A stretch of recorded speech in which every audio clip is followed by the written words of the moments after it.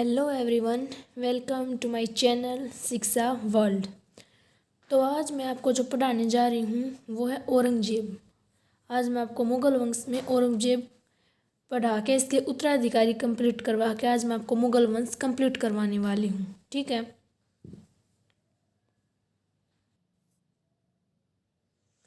तो मैं आज आपको मुग़ल वंश कंप्लीट करवा दूँगी।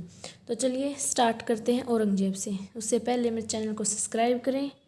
ठीक है, तो जो भी कम्पिटिटिव एग्ज़ाम में औरंगजेब से पूछा जाता है वो मैं शुरू पढ़ने जा रहे हैं औरंगजेब। 1658 ईस्वी से लेकर 1707 ईस्वी तक औरंगजेब ने शासन किया था। यह औरंगजेब आलमगीर के नाम से सिंहासन पर बैठा। किसके नाम से बैठा भाई? आलमगीर, ये याद रखना है। जब वह सिंहासन पर बैठा तो ये औरंगजेब के नाम से नहीं, मतलब अपना नाम आलमगीर रखकर तब बैठा था। उसने उलेमा वर्ग क्या होता है भाई? जो मुस्लिम धर्म होते हैं उसमें धार्मिक जो गुरु होते हैं बड़े बड़े, उनको बोलते हैं उलेमा वर्ग, की सलाह के अनुसार इस्लामी ढंग से राज किया। ठीक है, उसने नौरोज उत्सव तथा झरोखा दर्शन जो अकबर ने शुरू किया था समाप्त कर दिया। नौरोज उत्सव क्या होता है?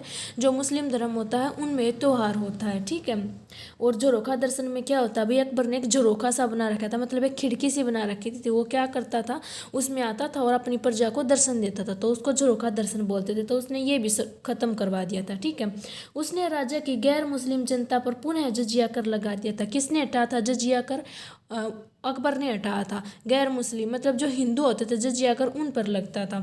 औरंगजेब ने हिंदू त्योहारों को सार्वजनिक रूप से मनाए जाने पर प्रतिबंध लगा दिया था। ठीक है, पहले क्या होता था भाई, मतलब अकबर ने सबको छूट दे रखी थी कि सब अपने त्योहार हैं पूरी मौज मस्ती के साथ अपने त्योहार मनाओ। ठीक है, लेकिन इसने क्या कर दिया था भाई, सार्वजनिक तौर पर कोई भी हिंदू जो हो वो त्यौहार नहीं मनाएगा। मतलब कि अपने घर घर में अगर मनाना हो, अकेले मनाना हो तो मना सकता है। ठीक है, ओके।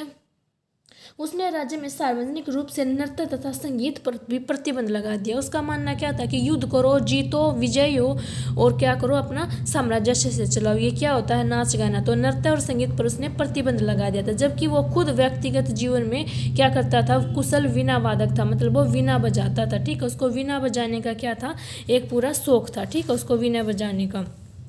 उसने व्यक्तिगत चारित्रिक गुणों के कारण औरंगजेब को जिंदा पीर के नाम से जाना जाता है। जिंदा पीर मतलब वो इतना कट्टर था, इतना मतलब अपनी जनता को देख के खुश नहीं था, अपनी प्रजा को देख के खुश नहीं था, इतना अत्याचार करता था उन पे कि उसको जिंदा पीर की उपनाम दे दिया था। इस उपाधि से उसको बुलाया जाता था। ठीक है, उसने 1686 ईस्वी में बीजापुर तथा 1687 ईस्वी में गोलकुंडा को जीतकर मुगल साम्राज्य मिला लिया। कौन थे भाई?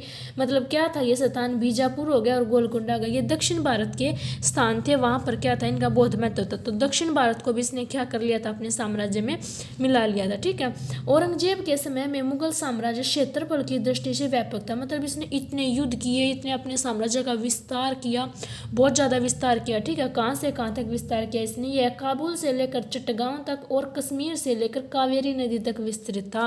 इसने इतने अपने ज़्यादा साम्राज्य का विस्तार किया था। ठीक है, औरंगजेब ने अपनी बेगम के आग्रह पर ताजमहल की प्रतिकृति का निर्माण करवाया, जिसे बीबी का मकबरा या द्वितीय ताजमहल कहते हैं। मतलब क्या था भाई, इसकी बीबी ने बोला कि ताजमहल की तरह ही, क्योंकि सेम टू सेम जो कॉपी बोलते हैं ताजमहल की इसने बनवा दी थी। ठीक है, लेकिन उसको बीबी का मकबरा कहा जाता है।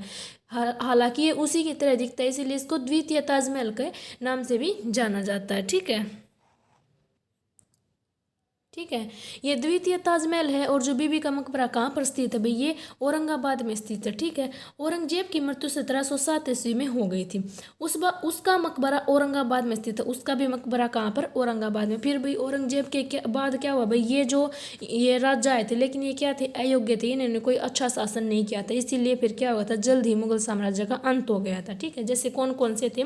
औरंगजेब के बाद बहादुर शाह प्रथम आया, फिर जहांगीर शाह आया, फर्रुख शियर आया, मोहम्मद शाह आया, अहमद शाह आया, आलमगीर आया। ठीक है, शाह आलम आया। उसके बाद क्या आया था? अकबर द्वितीय आया, बहादुर शाह द्वितीय आया। ठीक है, जिसने 1837 से लेकर 1857 तक, ये सन मैंने क्यों लिखा? क्योंकि इंपॉर्टेंट है, क्योंकि इसके बाद फिर 1857 की क्रांति शुरू हो जाती है। ठीक है, बहादुर शाह द्वितीय के बाद। ठीक है, तो ये सारे क्या था? हमारा मुगल वंश था। आज हमारा मुगल वंश कंप्लीट होता है। ठीक है, कल हम एक न्यू चैप्टर स्टार्ट करने जा रहे हैं। ठीक है, तो मतलब मेरा चैनल अगर अच्छा लगा तो इसको सब्सक्राइब करें। कोई डाउट हो तो कमेंट में ज़रूर पूछें। ओके, मिलते हैं अगले वीडियो में।